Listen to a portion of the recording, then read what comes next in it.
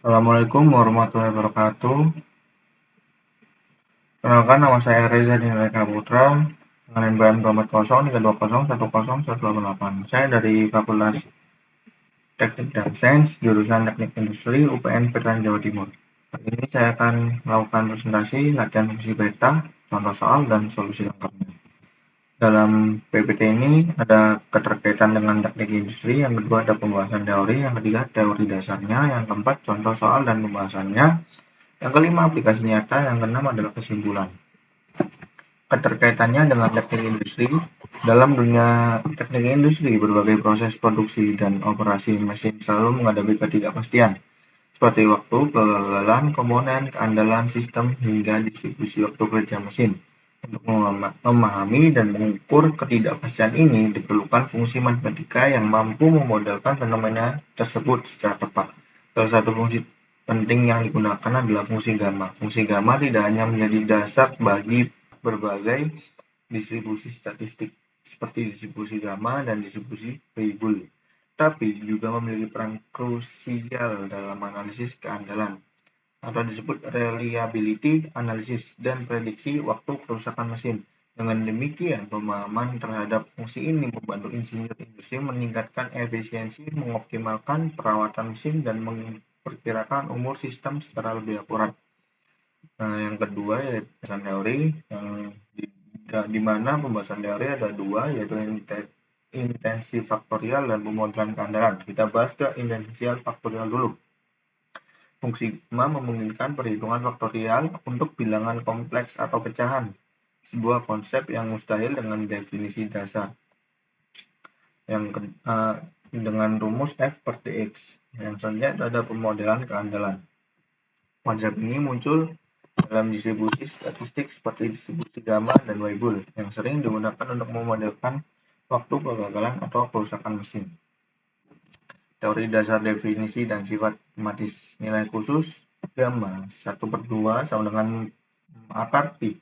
Nilai ini sangat krusial terutama dalam integrasi yang melibatkan distribusi normal. Yang kedua yaitu sifat rekursif penting. Gamma Z plus 1 sama dengan Z gamma Z. Jika Z sama dengan N bilangan bulat positif, maka gamma N plus 1 sama dengan N menghubungkan dengan faktorial. Yang ketiga yaitu bentuk umum integral R per Z itu disebut gamma. Lalu T adalah variabel integrasi, min T itu fungsi eksponensial yang menurunkan. Lalu integral ini konvergen untuk bagian real dari Z yang positif. Contoh soal diketahui persamaan diferensi Bessel X akar 2 Y kuadrat plus XY1 plus X akar 2 semin N akar 2 Y sama dengan 0 ketika N sama dengan 0.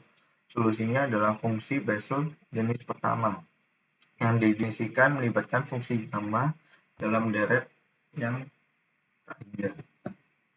Ini adalah pembahasan soal di mana yang satu ada kita bentuk asumsi bentuk solusi deret pangkat.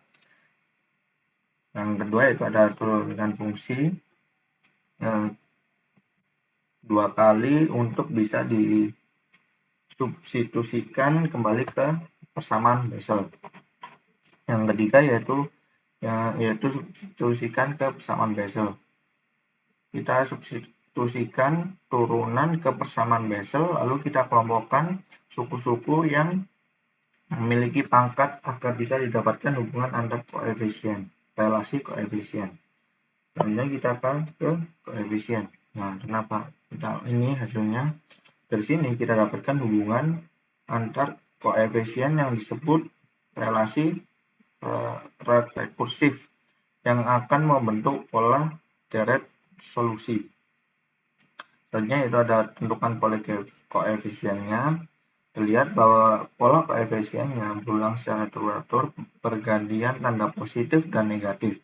Hasilnya itu substitusikan ke deret. Kita dapat bentuk deret tak hingga seperti ini. Bentuk ini dikenal sebagai fungsi Bessel jenis pertama orden 0.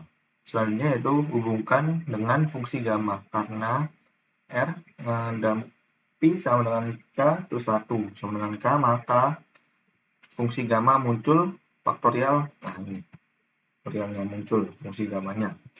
Sehingga fungsi gamma digunakan untuk menuliskan solusi dalam bentuk umum dan juga berlaku untuk bilangan non-integral. Aplikasi dalam industri yang pertama adalah keandalan dan fungsi laju kegagalan distribusi Weibull yang merupakan bagian integral dan analisis keandalan menggunakan gamma untuk menghitung parameter dan laju kegagalan. Yang kedua adalah simulasi waktu proses. Fungsi beta digunakan untuk memodelkan waktu proses yang bersifat non-sistematis atau terbatas, misalnya path atau theoretical path method karena domainnya berada antara 0,1 atau interval terbatas lainnya. Yang ketiga ada manajemen rantai pasok, pemodelan permintaan atau waktu tunggu yang fluktuatif sering mengandalkan distribusi yang diturunkan dan fungsi gamma untuk akurasi prediksi. Yang kesimpulannya, fungsi gamma dan fungsi beta memiliki peranan penting dalam analisis matematis di bidang industri, terutama untuk memodelkan ketidakpastian dalam proses produksi, keandalan mesin, dan analisis waktu kerja. Fungsi gamma digunakan dalam distribusi statistik seperti gamma dan Weibull untuk menghitung keandalan sistem dan waktu kegagalan komponen. Sementara itu, fungsi beta bermanfaat dalam simulasi waktu proses terbatas seperti metode PERT dan pemodelan distribusi probabilitas pada rantai pasokan. Melalui penerapan kedua fungsi ini, insinyur industri dapat meningkatkan efisiensi operasional, mengoptimalkan perencanaan perawatan, serta memperkirakan umur sistem dengan lebih akurat. Dengan demikian, fungsi-fungsi ini menjadi dasar lebih dalam pengambilan keputusan berbasis data di bidang teknik industri.